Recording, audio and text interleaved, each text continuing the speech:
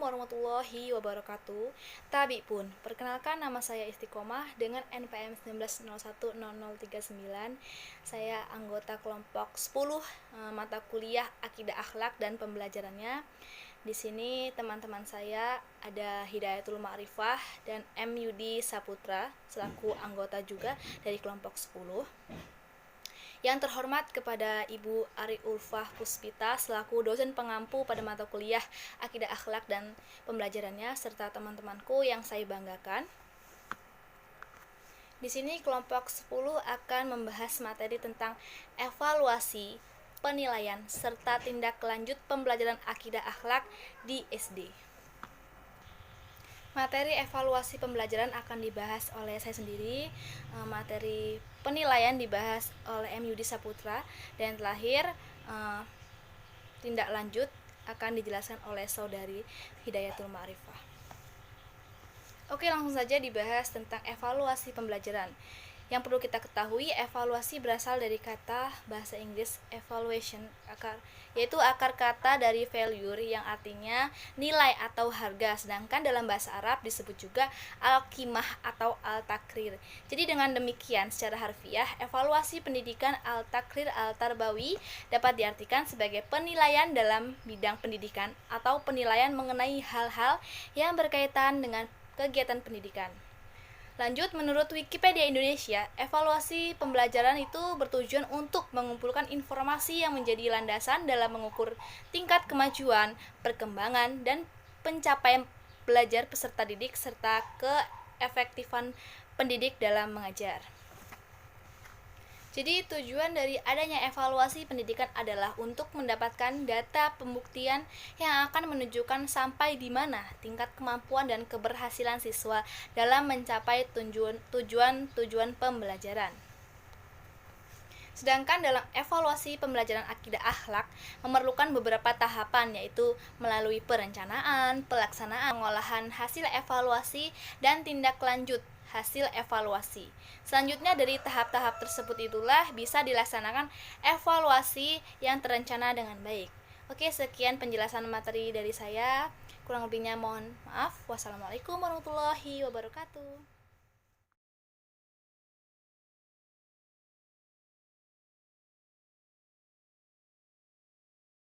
Assalamualaikum warahmatullahi wabarakatuh. Di sini saya akan melanjutkan dari materi selanjutnya, yaitu tentang pengertian standar penilaian. Menurut Permendikbud nomor 23 tahun 2016 tentang standar penilaian, pendidikan standar penilaian adalah kriteria mengenai lingkup atau tujuan, manfaat, prinsip, mekanisme, prosedur, dan instrumen penilaian hasil belajar peserta didik yang digunakan sebagai dasar dalam penilaian hasil belajar peserta didik pada pendidikan dasar dan pendidikan menengah. Dalam Peraturan Pemerintah Republik Indonesia nomor 13 tahun 2015 tentang perubahan kedua atas Peraturan Pemerintah nomor 19 tahun 2015 tentang Standar Nasional Pendidik tentang Standar Nasional Pendidikan. Standar penilaian adalah kriteria mengenai mekanisme, prosedur, dan instrumen penilaian hasil belajar peserta didik. Dalam Keputusan Menteri Agama nomor 165 tahun 2014 tentang pedoman kurikulum Madrasah 2013, mata pelajaran Pendidikan Agama Islam dan Bahasa Arab juga menjelaskan pengertian standar penilaian yang sama, yaitu kriteria mengenai mekanisme, prosedur, dan instrumen penilaian hasil belajar peserta didik. Dari tiga pengertian yang telah saya sampaikan tadi, bila diartikan dengan pembelajaran akidah akhlak di madrasah ibtidaiyah, maka dapat disimpulkan standar penilaian untuk pembelajaran akidah akhlak di MI yang dapat menjadi patokan adalah sesuai dengan Permendikbud nomor 23 tahun 2016, yaitu kriteria mengenai lingkup tujuan, manfaat, prinsip, mekanisme, prosedur, dan instrumen penilaian hasil belajar peserta didik yang digunakan sebagai dasar dalam penilaian hasil belajar peserta didik pada pendidikan dasar dan pendidikan menengah karena sudah disesuaikan dengan perkembangan dan kebutuhan dalam penilaian hasil belajar. Teknik-teknik penilaian sesuai standar penilaian untuk SD, yaitu penilaian untuk pembelajaran akidah di Madrasah Ibtidaiyah pada kurikulum 2013 menggunakan jenis penilaian autentik. Penilaian autentik assessment yaitu penilaian yang berfokus menilai kesiapan siswa, proses dan hasil belajar secara utuh. Maka dari itu penilaian hasil belajar peserta didik mencakup aspek sikap, pengetahuan, dan keterampilan yang dilakukan secara berimbang. Teknik yang digunakan untuk penilaian kompetensi sikap yaitu pengetahuan dan keterampilan sebagai berikut. Yang pertama, penilaian aspek sikap pendidik melakukan penilaian melalui observasi. Yang kedua, penilaian aspek pengetahuan pendidik melakukan penilaian melalui tes tertulis. Yang ketiga, penilaian aspek keterampilan, yaitu pendidik melakukan penilaian melalui praktik produk atau proyek sesuai dengan kompetensi yang dinilai. Sedangkan untuk instrumen penilaian yang digunakan oleh pendidik dalam bentuk penilaian berupa tes, pengamatan, penguasaan, perseorangan atau kelompok, dan bentuk lain yang sesuai dengan karakteristik kompetensi dan tingkat perkembangan peserta didik.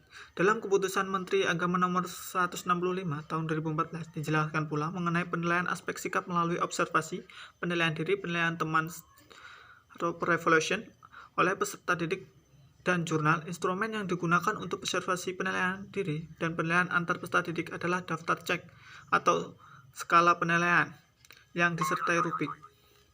Sekian dan terima kasih.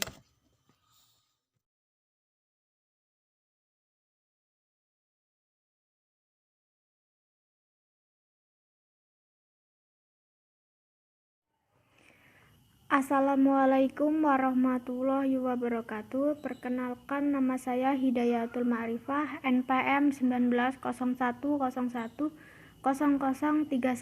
Di sini saya akan melanjutkan pemaparan materi dari pemateri kedua.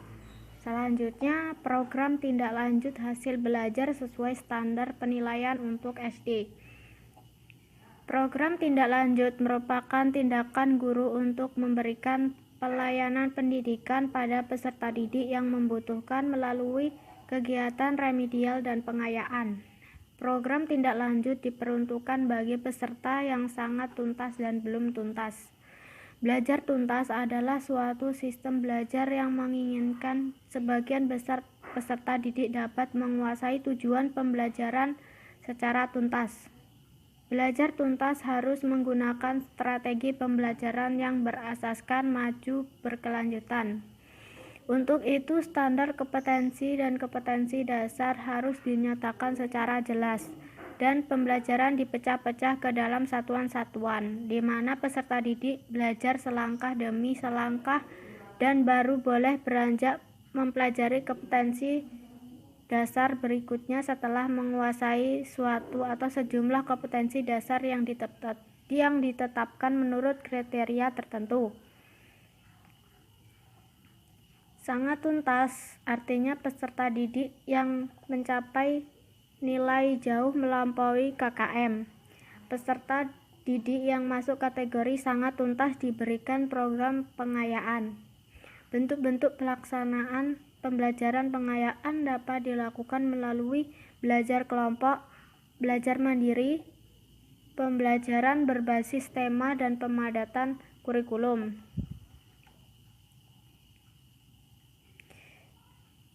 Sedangkan bagi peserta didik yang belum mencapai ketuntasan KKM, satuan pendidikan harus mengikuti pembelajaran remedi. Oleh karena itu, sebelum menentukan kegiatan remedial yang akan dilakukan oleh guru, terlebih dahulu diidentifikasi untuk melihat permasalahan yang dihadapi peserta didik yang akan mengikuti program remedial.